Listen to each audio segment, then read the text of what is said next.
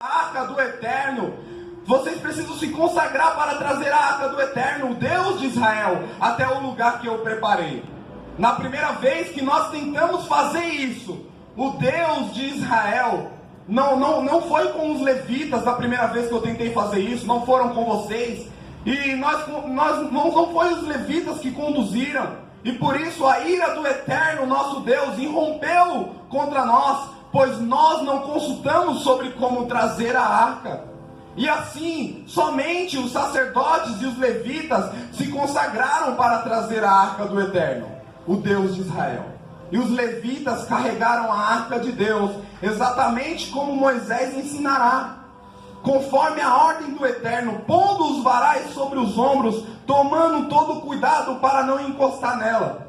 Davi determinou que os líderes levitas designassem seus parentes para entoar cânticos, acompanhados de uma banda composta de todo tipo de instrumento, como liras, harpas e símbolos, com cânticos alegres. E os levitas escolheram Remá, filho de Joel, e seu parente Asaf, filho de Berequias, Etã, filho de Cuxaías, dos descendentes de Merari. Atrás dele, no segundo escalão, iam seus parentes Zacarias, Jaziel, Semiramote, Jeiel, Uni, Eliabe, Benaia, Mazéias, Matitias, Elifeleu, Micnéias, e os guardas Obed-edom e Jeiel. E os músicos da banda de Remá, Asaf e Etã, que tocavam símbolos de bronze, Zacarias, Aziel, Semiramote, Jeiel, Uni, Eliabe, Benaia, Mazéias, que tocavam a melodia com lira, Matitias,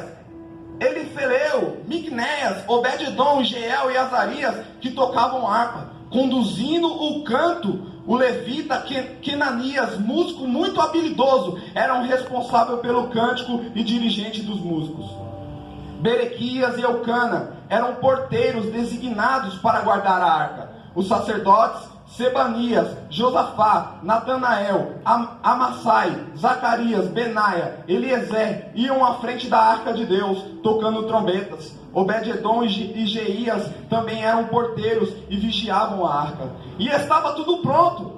Davi e os líderes de Israel e os comandantes dos batalhões de 1000 saíram para buscar a arca da aliança do Eterno, que estava na casa de Obed-edom. E todos estavam alegres, como Deus tinha dado força aos levitas para carregar a arca da aliança do Eterno. E eles pararam para sacrificar 7 bois e 7 carneiros, e todos estavam vestidos de linho. Davi, os levitas que carregavam a arca, os músicos, os instrumentistas, e Kenaias, dirigente dos músicos. Davi vestia também um colete sacerdotal de linho, e todo Israel marchava, trazendo a arca da aliança do Eterno. E eles cantavam, eles gritavam de alegria ao som dos símbolos, instrumentos de percussão e de cordas. Mas quando eles entraram na cidade com a arca da aliança, quando a arca da aliança entrou na cidade de Davi, Mical, filha de Saul, olhava da janela, vendo o rei dançando em êxtase, ficou decepcionada com ele. Essa palavra, irmãos, é uma palavra que fala muito comigo. O primeiro ponto que eu quero falar nessa palavra, que acho que muitos ainda não conhecem o que é a arca. Às vezes eu estou falando aqui da arca, talvez você não sabe o que é a arca. Vamos lá, aqui no livro do Êxodo, vamos lá, Êxodo capítulo 24, verso de número 10. Eu vou falar para você o que é a arca. Está escrito aqui, ó, a arca. Em primeiro lugar, eles farão uma arca de madeira de acácia, medindo 1,10 m de comprimento e 70 centímetros de largura e 70 centímetros de altura. Você irá revesti-la com ouro puro por dentro e por fora, fazendo à volta dela uma moldura de ouro. Irá também fundir 4 argolas de ouro e prendê-la aos 4 pés da arca, 2 argolas de cada lado. Faça varões de madeira de acácia, revista-o com ouro e introduza nas argolas laterais da arca, para que sejam usadas no seu transporte. Os varões devem passar pelas argolas e não devem ser retirados. Guardem na arca as tábuas da aliança que dou a vocês. E em seguida façam uma cobertura de puro de ouro puro para a arca, e a tampa da expiação medindo 1,10 m de comprimento, por 70 centímetros de largura.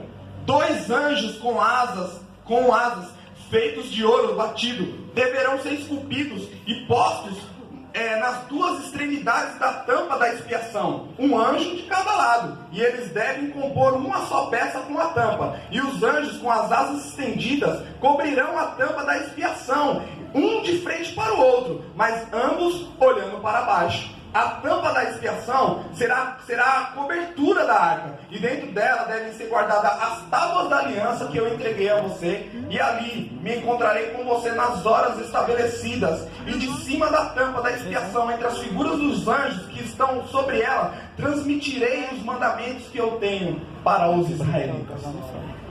Nós vemos aqui o que é a arca. A arca foi o primeiro item que Deus falou para Moisés fazer. Quando Deus ordenou Moisés construir o tabernáculo, ele falou para Moisés fazer vários itens, e o primeiro item que ele pediu para Moisés fazer foi a arca. Por isso que eu falo que a arca é um dos itens mais importantes, porque a arca simboliza a presença de Deus. Então, para nós podemos entender a arca, e eu meditando nessa palavra, meditando aqui um pouco sobre a arca, eu vi aqui nessa palavra que Deus, ele é tão simples, que ele falou: eu quero que vocês simbolizem a minha presença fazendo uma caixa de madeira. Olha só como Deus é simples. O Rei dos Reis, o Senhor dos Senhores, ele gosta tanto da simplicidade, que ele falou: a minha presença vai ser simbolizada por uma caixa de madeira. E às vezes nós pegamos e ficamos achando: nossa, mas Deus é isso e aquilo. Não, Deus é um Deus simples. Deus é um Deus que gosta das coisas simples também. Não adianta nada nós queremos fazer mais. Queremos fazer às vezes mais do que Deus quer. Deus quer usar nós na simplicidade que nós somos. Porque nosso Deus é um Deus simples. Já começa aqui. A minha presença vai ser uma caixa de madeira, uma caixa de madeira revestida de ouro puro. Aí ele pega e fala: quando você fazer a tampa para a minha presença, vocês colocam aí 2 anjos, um de frente para o outro, e esses anjos devem estar com as asas estendidas, um para o outro. Eles estavam com as asas estendidas, um assim, um na frente do outro, assim, com as asas estendidas, eu olhando para baixo, e eu falando para Deus: olha só o que isso quer dizer. Deus, ele estava querendo mostrar: olha, os anjos reverenciam a minha presença. Vocês têm que olhar isso aí também e reverenciar a minha presença. Deus estava querendo ensinar para os israelitas, assim como ele quer nos ensinar. Nós temos visto hoje, no século de hoje, que tem faltado reverência diante do Todo-Poderoso. Temos perdido o temor diante do Todo-Poderoso. Mas nós não podemos perder o temor. Temor não é ter medo, temor é ter respeito pela presença dele. É ter respeito. E é isso que Deus estava querendo ensinar. Olha, eu estou mostrando para você que aqui os anjos não são maiores do que eu. Os anjos me reverenciam. E vocês também têm que me reverenciar. Era isso que Deus queria ensinar quando ele fez a arca. E ele falou: isso vai ser a minha presença. Só que a Bíblia também vai dizer, eu já vou entrar aqui no texto, a Bíblia vai dizer, irmãos, que o Danilo, ele foi bem, Deus, toda vez que eu prego, eu acho tão bom, que Deus, ele confirma as palavras que eu vou pregar. Confirmou na boca do Danilo, confirmou na dança da Isabela, confirmou. Deus, ele quer nos transformar de dentro para fora. E é isso que ele vai fazer nessa noite. Hoje é noite de transformação. Mas não é transformação estética, é transformação interior. Quando Deus mudar o nosso interior, o nosso exterior também vai ser transformado. É isso que Deus quer fazer. Transformação de dentro para fora. Eu vou entrar aqui num texto que se encontra lá em Samuel. 1 Samuel, vamos lá falar dessa arca, o que aconteceu, para nós podermos entender o texto ao qual eu li lá no capítulo 15 de Crônicas, para nós entender o que aconteceu com essa arca, por que Davi teve que buscar lá a arca, aonde a arca estava. Vamos entender aqui um pouco o percurso dessa arca. O pastor Danilo, ele trouxe algo muito interessante. Ele falou que naquela época As pessoas não estavam mais dando atenção para as coisas que Deus estava falando. Estava uma bagunça total. A palavra de Deus não estava dando mais efeito na vida de ninguém. Então Deus, ele simplesmente falou: eu vou parar de falar. Porque lá dentro da minha casa, eu tenho um sacerdote que só está lá barrigudo, está lá e não quer instruir os seus filhos. Os seus filhos estão lá bagunçando dentro da minha casa. E Deus, ele falou: eu vou parar de falar. E aí por isso que aqui em Samuel, quando chegou nesse tempo, fala que a palavra do Senhor, ela era de muito valia naquela época, porque Deus tinha parado de falar. E é tão ruim quando Deus, ele para de falar, porque quando Deus, ele para de falar, a primeira coisa que acontece com o povo, quando Deus para de falar, o povo perde a direção. Perde a direção. Fica que nem, vou falar aqui pra você, que nem as formigas, tudo doidinha, pegando folha que nem louco, fica que nem um gafanhoto voando pra lá e pra cá, sem direção. E Deus, ele precisa falar para dar direção para o seu povo. Deus, ele precisa falar com a sua igreja para direcionar o seu povo. Aleluia. Glória. E nós estamos aqui nessa noite para podermos ouvir Deus falar, porque Ele quer nos dar direção. Glória a Deus. O pastor Danilo trouxe muito bem. Ele falou que Ofni e Finéias estavam fazendo tudo errado, e ele, vendo aquilo, não corrigia a sua casa. Mas Deus levantou um menino chamado Samuel para ser profeta. E a consequência, houve uma consequência aqui, porque estava uma verdadeira bagunça. Lá no templo, lá na casa de Deus, estava uma bagunça. E foi um tempo de guerra. Foi o tempo a qual os filisteus foram para a guerra contra o povo de Israel. O povo de Israel estava cercado pelo povo filisteu. O povo de Israel estava vulnerável, porque eles não estavam mais nem aí para a voz de Deus. E é onde o inimigo, ele ataca, e é onde o inimigo, ele começa a cercar. Quando ele vê que nós estamos vulneráveis, quando ele vê que quando nós estamos nos afastando de Deus, é aí que o inimigo começa a entrar. É a primeira brecha que nós damos, é quando nós nos afastamos de Deus. E o povo se afastou de Deus e ficaram vulneráveis, e os filisteus cercaram e falaram: vamos fazer esses israelitas serem os nossos escravos.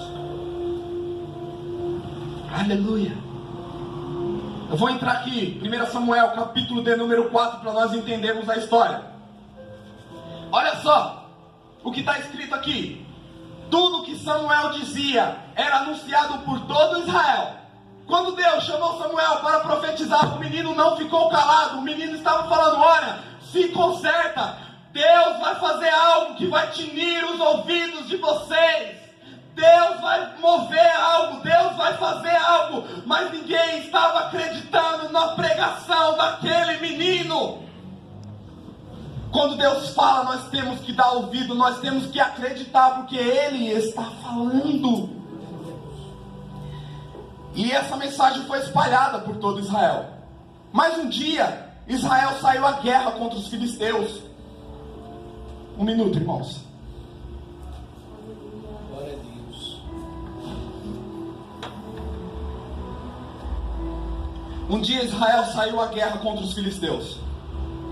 E os israelitas armaram o acampamento deles em Ebenezer. E os filisteus em Afec. E os filisteus marcharam contra Israel. E a luta se intensificou. E Israel sofreu uma amarga derrota. Porque quando nós nos afastamos de Deus, nós sofremos. Quando nós nos afastamos daquilo que Deus quer para nós, nós sofremos, irmãos. Tem que entender isso, que Deus quer aproximação, que Deus quer profundidade, não afastamento. Deus, Ele quer trazer de volta a essência que foi perdida. Deus, Ele quer trazer de volta aquele amor que nós amávamos no passado. Deus, Ele quer trazer de volta, mas isso depende de mim e depende de você entendermos o que Deus quer falar.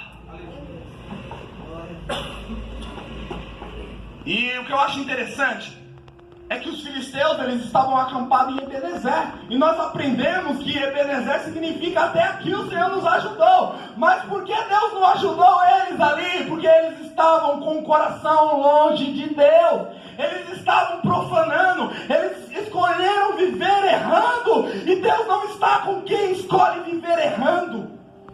Deus, ele é correto, nós temos que entender isso. Deus, ele é correto, Deus, ele gosta das coisas certas. Então para que você está indo por esse caminho que você está escolhendo? Deus, ele não quer isso para você. Deus não quer te trilhar por um caminho de sofrimento, mas ele quer te levar por um caminho de alegria. Ele quer te levar por um caminho de paz e esperança. Aleluia, louvado seja o nome do Senhor. E os filisteus sofreram uma amarga derrota. Olha só o que aconteceu. Há cerca de 4.000 homens caíram mortos no campo de batalha. 4.000 israelitas caíram mortos no campo de batalha. E quando as tropas retornaram ao acampamento, os líderes de Israel disseram: por que o Eterno permitiu que os filisteus nos derrotassem? Vamos trazer aqui, vamos trazer para nós a arca da aliança do Eterno, que está lá em Siló, está lá no templo. A arca estava quietinha lá, mas eles foram lá todo errado, mexendo com a arca que estava quietinha lá em Siló. E ela vai nos acompanhar e nos livrar da opressão do inimigo. É assim muitas vezes na nossa vida, quando algo dá errado. Por que Deus fez eu sair derrotado nisso aí? Por que Deus não fez eu ganhar isso? Por que Deus não fez? Por que será? O que está acontecendo? O coração não está com Deus, mas o nosso coração tem que estar com Deus para as coisas dar certo. O nosso coração tem que estar voltado para Deus para as coisas começarem a dar certo na nossa vida. Então hoje é noite do nosso coração voltar para Deus. E eles falaram: vamos lá em Siló. Outro erro aqui dos israelitas. Eu vou lá pegar a arca vai nos acompanhar. Dessa vez aí nós vamos dar uma lapada nos filisteus. Dessa vez nós vamos arrebentar com eles, porque a arca vai estar do nosso lado. É outro erro. Nunca leve a presença do Senhor na sua vida como um simples símbolo ou amuleto. Porque Deus, Ele é maravilhoso. Ele é muito maior do que um simples amuleto. Ele é muito maior do que apenas um símbolo. E eles estavam tão errados que eles estavam vendo a arca de Deus como um simples símbolo, um símbolo da sorte, um amuletinho da sorte. E eles levaram a arca da aliança que estava em Siló para o campo de batalha. Olha o que está escrito aqui no versículo 4. O exército mandou os emissários a Siló, e eles trouxeram a arca da aliança do Senhor, dos exércitos de anjos, que está entronizado entre os querubins. E os filhos de Eli, Ofni e Finéias acompanharam a arca. E quando a arca da aliança do Eterno chegou ao acampamento, todos vibraram de alegria. Os gritos pareciam um trovão, e o chão tremia. Ouvindo os gritos, os filisteus tentavam adivinhar o que estava acontecendo e se perguntavam: que gritaria é essa entre os hebreus? Olha só, quando a arca chegou no campo de batalha, ele: é agora! Nós vamos vencer! É agora! Deus está do nosso lado! É agora! E os filisteus ouviram esse grito, falaram: nossa, o que está acontecendo? O que está acontecendo lá no meio deles? Olha o que os filisteus falaram aqui, ó. Mais tarde eles descobriram que a arca do Eterno tinha chegado ao acampamento dos hebreus, e os filisteus, eles entraram em pânico e disse: os deuses deles chegaram ao acampamento, nunca aconteceu algo assim conosco, nós estamos perdidos. Quem nos livrará das garras desses deuses poderosos? São os mesmos deuses que feriram os egípcios, são os mesmos deuses que feriram os egípcios com toda aquela praga no deserto. E levantem-se. Aleluia. Olha só o que eles falaram. Então significa que o inimigo, ele conhece o nosso Deus. Significa que o inimigo sabe quem é o nosso Deus. Eles falaram: nós estamos perdidos, filisteu. Agora nós temos que voltar para nossa casa chorando, porque nós rimos, porque nós ganhamos. Agora nós voltamos chorando, porque Deus está lá no meio deles. Mas levantou um filisteu lá que falou: homens, coragem, homens. Corremos o risco de nos tornar escravos dos hebreus. Nós corremos, certo? Mas é assim, como eles também foram nossos escravos, mostrem a sua força e lutem pela sua vida. Tem que ter um corajoso para animar quando a gente está desanimado.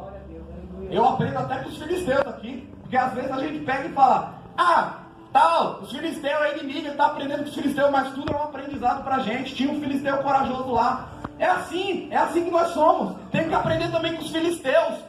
Quando o pastor Adriano estiver desanimado, estiver triste, eu falo, calma filho, coragem, tudo vai dar certo, eu estou contigo. É assim, nada está perdido, precisa de ajuda, eu estou aqui, vamos orar junto, é assim. Eu aprendo também com os filisteus, e eles eram inimigos, eu aprendo com eles, porque a Bíblia é um aprendizado. Aleluia, glória a Deus. E no versículo 10 e 11 diz assim, que eles lutaram como nunca, irmãos. Se na primeira batalha eles perderam 4.000 homens, e eles lutaram como nunca, e eles puseram o povo de Israel para correr, porque o povo de Israel estava levando a presença de Deus como um símbolo, como um simples amuleto, e massacraram os israelitas, sem dó e nem piedade. Os soldados sobreviventes fugiram, deixando para trás de si 30.000 mortos. Como se não bastasse, a arca de Deus foi levada e os filhos de Eli, Ofni e Finéias foram mortos nessa batalha. Olha só, já bastava ter morrido já 4.000 pessoas, agora morreu 30.000 pessoas, 34.000 israelitas mortos. Por quê? Porque não estava levando Deus a sério. Chegou a hora, irmão. Chegou a hora de nós levarmos Deus a sério. Até quando? Até quando nós vamos viver nessa vida? Até quando nós vamos viver morrendo? Até quando nós vamos viver espiritualmente fracos? Até quando nós vamos viver assim? Cabe a mim e a você decidir se eu quero ficar morto no chão ou se eu quero me levantar. Essa decisão é minha e sua. Foi que nem eu estava conversando com um colega que trabalha comigo. Eu falei para ele, as pessoas falam muitos jargãozinhos na igreja, e eu estou cansado disso. Tem pessoas que pegam e falam, o cair é do homem, mas o levantar é de Deus. E eu peguei e falei, sabe que isso aí está errado? Eu quebro isso na palavra. Eu falei, o cair é do homem, mas o levantar também é do homem, porque Deus ele não levanta o homem se ele não quiser. O salmista mesmo fala, eu estava lá no charco de lodo horrível, mas eu tive que clamar ao Senhor, e Ele ouviu o meu clamor, e me tirou de um charco de lodo horrível. Deus só vai te levantar se você quiser. Deus só vai te levantar se você clamar a Deus. Porque Ele não deixa um servo seu caído, Ele não deixa um servo seu escorregar no charco de lodo. Deus, Ele levanta o homem, porque o homem clama a Ele. Então o cair é do homem, e o levantar também é do homem. Porque depende de mim e de você, para Deus nos levantar. Me entenda. E a Bíblia fala que aqueles sacerdotes, aqueles que eram para tomar o lugar de Eli, para poder dar bem, eles foram mortos no campo de batalha. E algo terrível aconteceu aqui, está escrito aqui, como se não bastasse, a arca de Deus foi levada. Será que você não me entendeu? A arca de Deus, a arca de Deus foi levada. A presença de Deus foi tirada do meio do povo de Israel. A presença de Deus foi tirada do nosso meio. E nós não temos entendido. Nós não temos entendido. Às vezes nós sentamos e ficamos vivendo de lembrança. Que lá no passado eu era assim. Lá no passado eu era assado. E isso e aquilo. Mas Deus, Ele é o mesmo. Deus, Ele quer te curar. Deus, Ele quer trazer renovo para você. Deus, Ele quer trazer aquela irmã Joana lá do passado. Deus quer trazer aquele Eric lá do passado que era avivado. Deus quer reavivar. Olha só, eu era avivado, mas agora Deus está querendo reavivar. Se chama reavivamento. Outro avivamento. É isso que Deus quer fazer. O passado, irmãos, ele já passou. Do futuro nós não temos certeza, mas nós temos que viver o hoje. Nós temos que viver o hoje com intensidade. Viva o hoje. Hoje é o dia de nós não ficarmos apenas nas lembranças, Hoje é o dia de nós começarmos a pensar e falarmos para Deus: eu não quero mais viver só de lembranças, porque Tu és um Deus que não muda, Tu és um Deus a qual não tens nenhuma sombra de variação, Tu és um Deus imutável. Eu aprendo com o escritor desconhecido de aos Hebreus que Ele é o mesmo ontem, que Ele é o mesmo hoje e que Ele continuará sendo o mesmo amanhã. Ele não muda, nós mudamos, mas Ele não muda. Ele não muda. E a Bíblia Sagrada, irmãos, vai dizer aqui, olha que coisa triste, que um benjamita, um homem pequeno da tribo de Benjamim, era a menor tribo, um insignificante que ninguém dava nada para ele. Ele tinha saído da linha de combate, ele correu até Siló. E quando ele chegou até a cidade, ele tinha, olha como o estado desse homem, ele estava com a camisa rasgada, ele estava com o rosto todo sujo de sangue, ele estava na batalha, ele estava todo rasgado, com o rosto todo sujo de sangue. E Elias estava sentado na sua cadeira, eu imagino ele na cadeira de balanço, lá, na cadeira de balanço, de boa, meus filhos estão lá, tudo vai dar certo. Mas o homem chegou lá, ele sentado na sua cadeira, e perto do caminho, ele estava aguardando notícias naquela cadeira, perto do caminho, aguardando notícias, pois ele estava muito preocupado com a arca de Deus. Ele não estava nem preocupado com os filhos dele, ele estava preocupado com a arca, porque ele sabia, se Deus levar meus filhos, tudo bem, mas tirar a presença de nós, não pode ser. Ele conhecia a palavra. Então ele estava preocupado com a arca da aliança. E a Bíblia Sagrada vai dizer que quando o rapaz entrou na cidade para dar a notícia, o povo já ficou chocado já com a notícia e começou a chorar. Quando a presença de Deus é tirada de nós, qual é a reação que você tem? Qual é a sua reação? A reação do povo aqui foi chorar. A reação do povo aqui foi lamentar. A reação do povo aqui foi entrar em pranto. Mas e nós? E nós? Tudo bem. Se Deus não quer mais me mostrar a presença dele, vou ficar aqui, né? Fazer o quê? Eu vou me conformar. Deus não quer mostrar a glória dele para mim. Tudo bem, Deus, você sabe. Mas não, irmãos, você tem que ficar triste. Você tem que chorar, porque a presença do Senhor é algo que nos satisfaz. Quem somos nós sem essa presença? Quem somos nós sem essa presença? Deus mesmo fala: vocês são pó, e do pó vocês irão retornar. E nós, com a presença do Senhor, nós podemos se sentir alguma coisa. Quem somos nós sem a presença? Então não viva uma vida conformado sem a presença do Senhor, mas viva uma vida: eu não quero me conformar sem a presença, eu quero buscar essa presença. Eu quero trazer de volta essa alegria. Eu quero trazer de volta essa arca que foi tirada de nós. Essa tem que ser a nossa reação.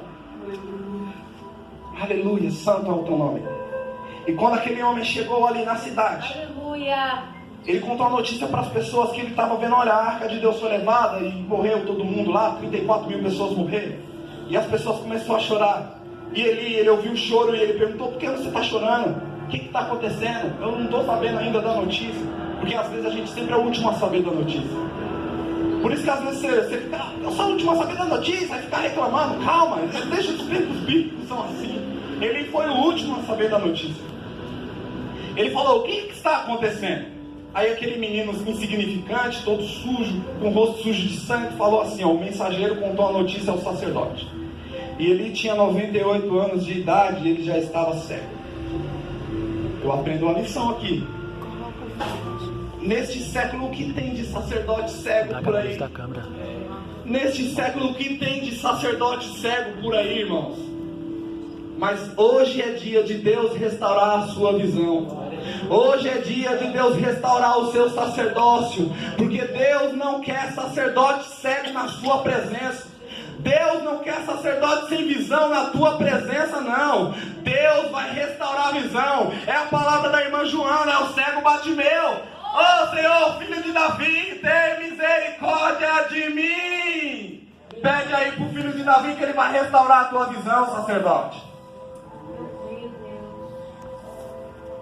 E ele perguntou: o que aconteceu, meu filho? E o mensageiro respondeu: Israel fugiu dos filisteus. Foi uma derrota, foi uma catástrofe, foi algo terrível. Nós tivemos muitas baixas. E Eli, eu tenho uma notícia para te dar: os seus filhos, eles morreram no campo de batalha. E Eli, eu tenho algo ainda mais para te contar, algo que você não queria ouvir, mas eu preciso te contar. A arca de Deus, os filisteus levaram a arca de Deus. É assim que eu imagino como esse homem estava dando a notícia, triste, chorando. A arca foi levada.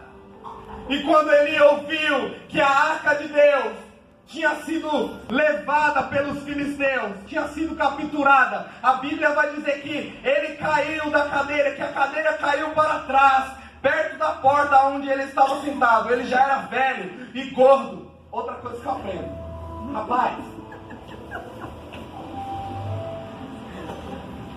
cara gordo, o cara era gordo. Eu não tenho nada contra os gordos, tá? Não tenho nada. Eu tô falando aqui pro lado espiritual. Aleluia. Ei, rapaz, para de ficar sentado aí, ó, com a sua gordura, vai ler a palavra. Eita, glória. Para de ficar sentado, pesado, esse aqui. Rapaz, vai comer do pão que não engorda. Vai comer do pão que não vai deixar você obeso. Não seja um sacerdote gordo na sua casa. Às vezes é por isso que sua casa está sendo destruída. Às vezes é por isso que o inimigo está entrando dentro da tua casa, porque você está sendo um sacerdote gordo. Não seja um sacerdote gordo. Vá comer do pão que não vai inchar você. Vá